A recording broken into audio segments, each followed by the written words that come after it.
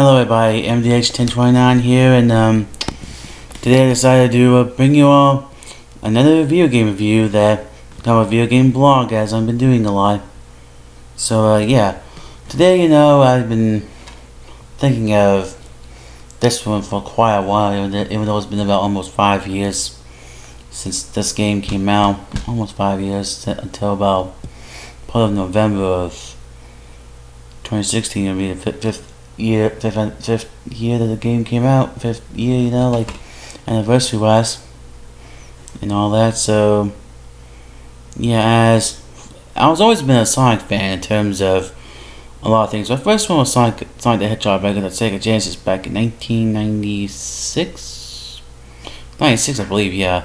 And then there was also Altered Beast. Altered Beast was another one of those Sega games that I really did enjoy for the time, but I really didn't find much enjoyment to it until the Ultimate Genesis collection on the Xbox 360 and PlayStation 3. So today, as we all know, Sonic's 3D career went kind of a downhill spiral after Sonic Adventure 2. I mean, he was doing well with Sonic Adventure 2, but after the point of those, kind of went downward after Sonic Heroes. That the ungodly game of Shadow the Hedgehog, that was just no. And Sonic 06, man, I'm not even gonna get into that. I mean, I already did a review of that, but I should have done a lot better job on it. Instead of showing like gameplay or anything like that, show like my actual opinion. I might do that for one of these days, and if I do get a copy of it, but you don't want to be seeing that anytime soon. Just watch the other video, then, because I was about 2010, 2011, some crap like that. Now, as for Sonic Unleashed, it was pretty good for Uprising again, but it was just what was it? The Warthog kind of brought it down a little, just a slint of a like a stock market. You kind of go up on the daytime stages, but when you hit those Warthog stages, it kind of goes downhill spiral for a bit. But even though that the storybook series of Sonic and the Secret Rings and Sonic and the Black Knight kind of sure worked, but kind of failed at the same time. But as for 2010, Sonic Colors came out, and that was a revamped kind of daytime stages of Sonic. The good old days of Sonic when 3D was actually meant something, and 2.5D as it did back in Unleashed, and brought it back for Colors. But that's not the case today. So today I'm reviewing Sonic Generations for my Xbox 360 version, because I don't have the PC version, because I know those versions are about the same, but it's just not as pixelated as someone's review said. It was horribly pixelated, a little bit pixelation on the cutscenes in this version. Like, why pixelated? Why a little pixelated here and there? I mean, I kind of noticed that time to time and all that. So yeah, I actually did pre-order this back in 2011. I was really excited for it, as for the game manual was supposed to be so freaking small. Probably the game manual is supposed to be big and actually show you a lot of things and a lot of information, that even the story itself, like a pre-story or something like that. The disc itself, I was kind of surprised of being genius enough. But it was back then the 20th anniversary trailer back in 2011 that caught my eye when I saw Mario Sonic running around in kind of a white mist type of Green Hill and all that. When he came around that loop, he just made that jump in the air. I was like, what? What? 2 Sonics? How could this be? How can this be, man? How is this possible? Well, and then with on, more trailers came on through of many different things. There's those classic Mon Tales. All different stages from 3 different eras. And the story, basically time traveling again, but not messed up as Sonic 06. Not messed up as Sonic 06, because time travel in that game.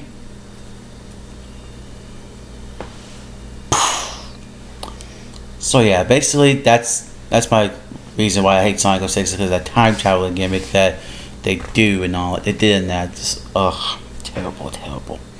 So now on to the main thing that I was really surprised about was the pre-ordered bonuses. Basically, the first one was just a pinball set of Casino Night from Sonic the Hedgehog 2. But actually, it has full stage in the 3DS version. I wonder why did they did that. But I do like the sound of it. It makes my ears kind of melt like butter in a sense. It kind of makes my ears melt like butter. And the DLC 2 was just a freaking avatar skin, a Super Sonic avatar skin, and the third one the second and third one was not even a DLC thing. It's just an avatar skin, avatar outfit, and a skin, a theme for the Xbox 360. Because I was kind of disappointed at that. I thought they would have done more with it, but that's when the collector's edition, the Europe version, comes into play with the collector's edition. That's really something you gotta keep an eye out for on the internet when you're trying to find different things that is collectible. Now that's what really got me into realizing, like, man, how come we didn't get it? How come we didn't get the collector's edition of this game, but the Europeans did? Why did they do that? Why? Sega, I want an answer for that. If they ever watch this, hopefully they probably not. If they do, I need an answer on that. Come on, let's be honest. Now, as for the story, basically time traveling of 3 different states. Sonic having his usual that 20th birthday party. Basically that's the cake. It's just a Sonic Team head logo. How meta? Yeah, I was gonna say, how meta was that? So of course, the strange thing is they're actually playable in 3D glasses. Strange, but no thanks. No thanks. I don't have a 3D TV, so I can never imagine playing this with a 3D glasses. Oh, that would make me feel woozy in a bit. Maybe if you're woozy just thinking about it. So basically, we got three different eras. We got three different stages with their own acts of classic Sonic going through like a old-fashioned 2D, and with Modern Sonic's 2D 2.5 to 3D segments. It's kind of strange, because we've been implementing it since Unleashed and kind of did okay in colors, kind of do a lot better in Generations. So as I was going to say, so basically for the 3 stages we got Green Hill Zone, Chemical Plant, and shoot, what was that other name? What's the other name? Shoot, what was it? I don't know. What was it?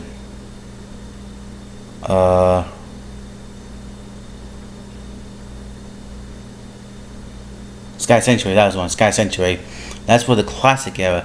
Then the Dreamcast era, which is not technically a Dreamcast, because Seaside Hill was never really a Dreamcast stage. It was technically a multi-platform stage of the Sonic Heroes game, So, 2 Dreamcast, 1 multi-platform Sonic Heroes stage, which pretty cool, I guess, not too much. So basically, we got for I guess you could say Dreamcast, but I call it the Green Eyes era. Maybe a better way to put it, Green Eyes. So yeah, basically for the Dreamcast, I should call it the Green Eyes era in a sense. We have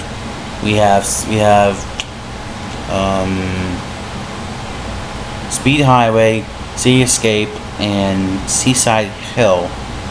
Which I like the sound of the music and all that too. It sounds pretty good when you get used to the sound of it. Now as for the modern stage, basically the modern day 3D stages, we got Crisis City. Why did Sega not forget about Sonic 06? Why did they not forget about it? Why could they just forget about it and use the Sonic and the Secret Rings, or Sonic in the Black Knight, anything in those type of stages. Because we already got Rooftop Run and Planet Wisp.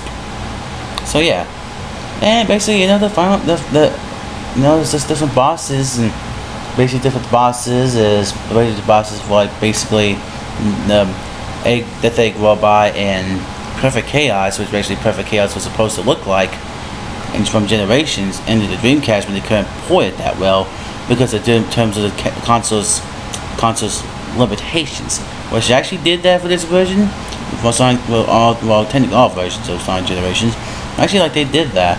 They because they had the better technology to do that to make the creator of Chaos and Sonic Adventure to make it more creative here, and really make it supposed to what it looked like, for that from that timeline. It's supposed to be, but not really true. But what can you say?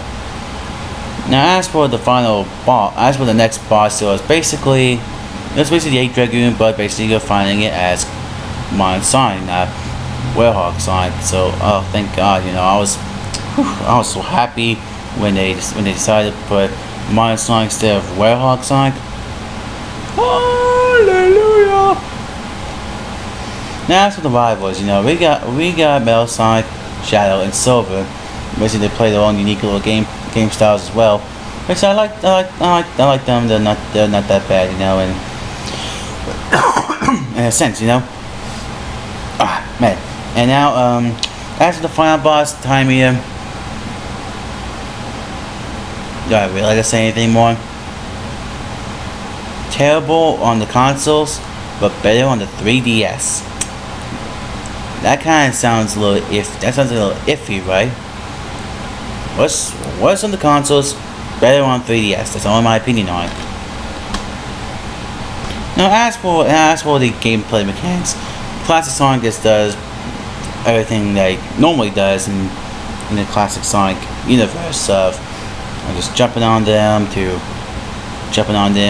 spin dash, which is really overpowered in this game, the game Sonic Generations.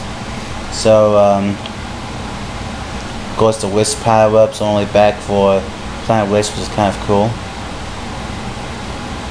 They create those catching moments that you remember from a long time ago. Well, I remember from a long time ago.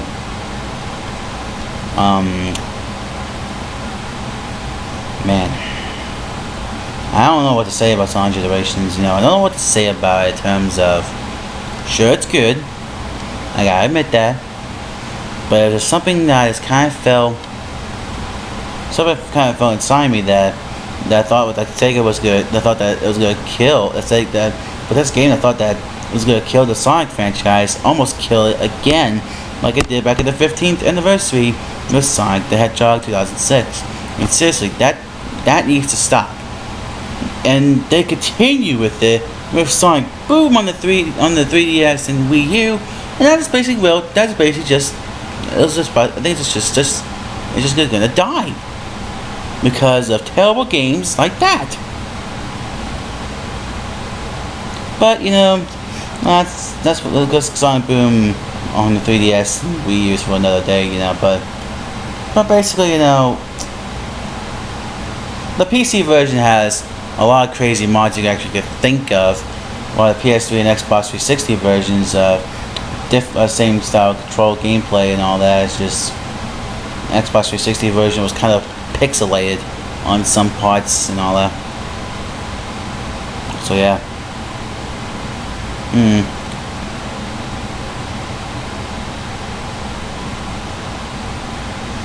I don't know. I don't buy into Sega, when they kind of create different things with the new style gameplay and the Sonic Boom and all that, the cartoon. I kind of don't get a kick out of the cartoon that much, but I could probably figure out what type of actual cartoon, like Sonic X or Sonic Saturday AM or Adventures of Sonic the Hedgehog. I should go back to that type of formula of Sonic Saturday AM or Adventures of Sonic the Hedgehog or Sonic X. Why not? I mean, think about it. It's. I wish they would go back to that type of cartoon. Well, enough of my ranting on the Sonic cartoons and all that, but it's just that Of course, after you get the collect seven Chaos Symbols, you can actually turn into Super Sonic, and all that. It's kind of creative enough. And basically, you have these different power-ups in the forms of those skill sets. You basically have different skill sets, and basically you could customize one of those skill sets. You could change the name and all that, and you could put down different abilities all the way up to like about 100 points, set on the bottom more point, like the part of the bottom left. And I say you change it to different abilities. Like anything you could think of, especially Classic Sonic having a homing attack. That is not too classy. That's not being classy now. That's not being classic. That's being more of a rip-off of modern in a sense. Because mostly Instant Sonic Adventure had the homing attack first, but even though Sonic 3D Blast had the one shield power that actually homed in on enemies, so the prototype of the homing attack. So yeah. As for Modern Sonic, it's basically the boosting gameplay, the homing attack being on the A button instead of pressing A and X, because I was really confused at one point.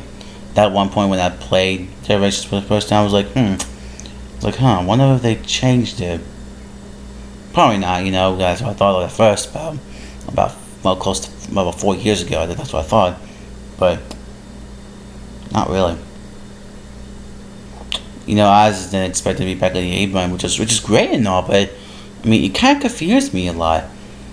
But you still have the boost and all that. You still got the really fast speed of Sonic Boost, just ramming enemies away and all that shit.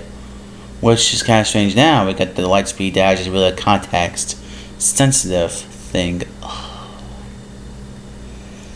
And so of course it makes no sense.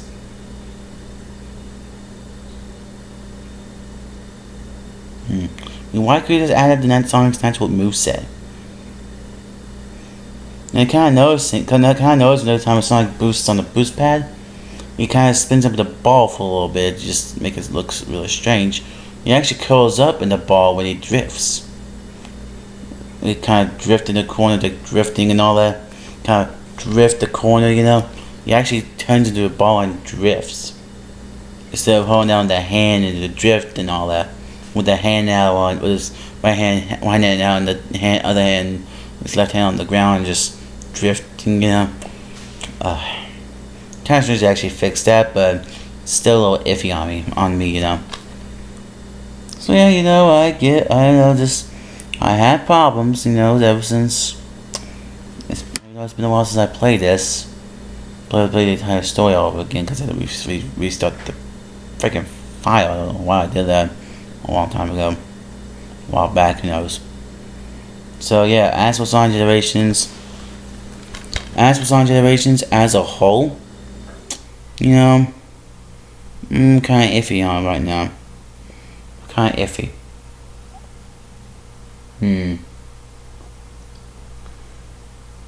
Yeah, I just want to pop into the enemies instead of running through them.